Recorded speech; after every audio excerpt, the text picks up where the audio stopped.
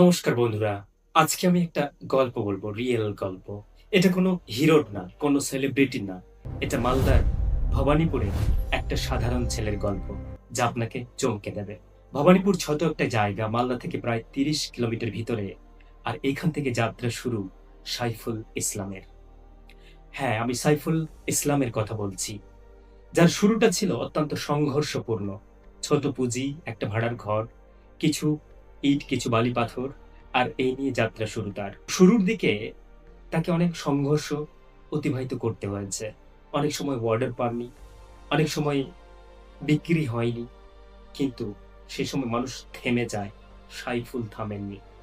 সাইফুল নীরবে ধৈর্যের সাথে কাজ করে গেছেন, আর বিশ্বাস রেখেছেন নিজের প্রতি, নিজেকে গড়ে তোলার, নিজের পরিচয় গড়ে তোলার।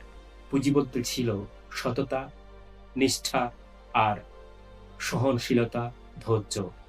এই পুঁজিকে শক্তি করে তিনি নীরবে কাজ করে গেছেন।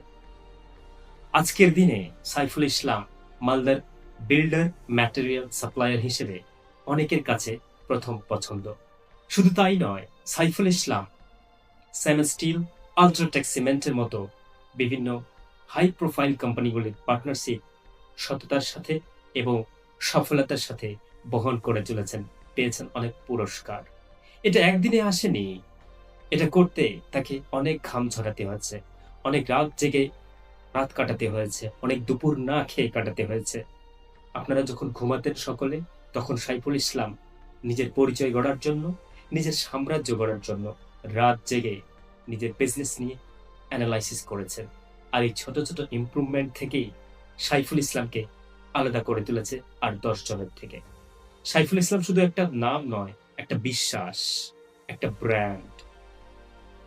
আর এই ব্র্যান্ড তৈরি করেছেন শুধুমাত্র সততা, customer commitment, on time delivery এবং কাস্টমারের প্রতি বিশ্বাস অর্জন করে। ভবানীপুরের মতো একটা ছোট জায়গা থেকে সাইফুল ইসলাম ব্র্যান্ড তৈরি করতে পেরেছেন। তার মানে হলো যে small place doesn't mean small dream. So if you have willing power, you can do anything. তাই আশা হারানো নয়, যেটা করতে চাইছেন মন দিয়ে করুন। ডেফিনেটলি পরের সাইফুল ইসলাম আপনি হতে পারেন। এরকম রিয়েল গল্পের জন্য আমাকে ফলো করুন।